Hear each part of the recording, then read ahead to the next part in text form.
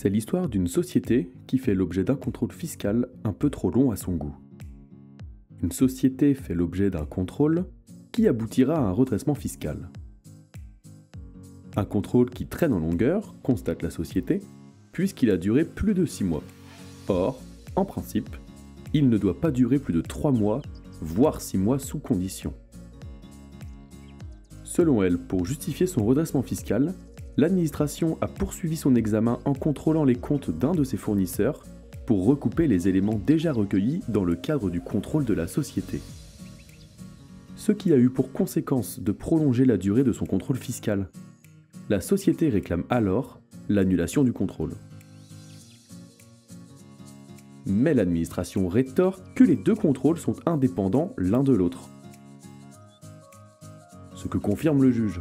Le fait que l'administration fiscale exploite les éléments recueillis lors du contrôle d'un fournisseur de la société n'influe pas sur la durée de son propre contrôle. Celui-ci est donc ici régulier, puisque réalisé dans les délais impartis.